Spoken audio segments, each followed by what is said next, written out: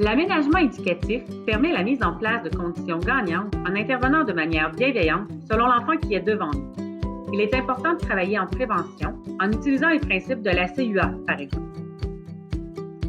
Voici quelques pistes pour faciliter l'aménagement éducatif. Installer des routines selon ce que l'on veut voir et entendre. Avoir des intentions pédagogiques connues et nommées aux élèves. Structurer la tâche en donnant un visuel. Trouver la source du comportement de l'élève et l'aider dans sa gestion. Dépersonnaliser les demandes. Pour dépersonnaliser une demande, la technique du triangle peut être efficace. Tout en restant dans les consignes alpha, être précis et direct, utiliser une seule consigne à la fois, allouer 5 secondes pour la réponse, approuver si le comportement est adéquat ou répéter.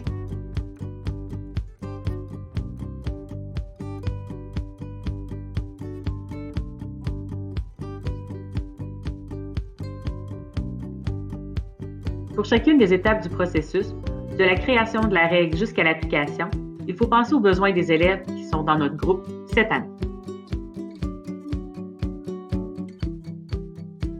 Il faut reconnaître ce que l'enfant vit. Il sera alors plus réceptif. Il faut éviter d'argumenter, mais seulement constater.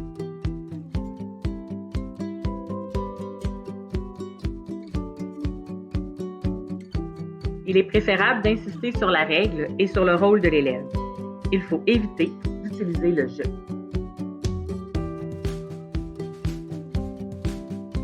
À cette étape, il faut nommer ce que l'élève doit faire pour avoir un comportement adéquat pour son âge. Il se peut que l'on doive le guider pas à pas. Parfois, l'élève ne fait pas son travail ou ne respecte pas la règle malgré le triangle. Il faut alors lui rappeler qu'il devra se reprendre au moment connu des élèves.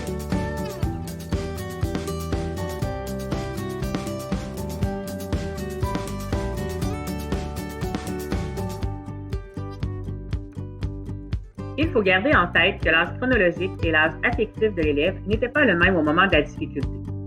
Plus le triangle sera utilisé, plus les élèves sauront à quoi s'attendre. Cela deviendra sécurisant.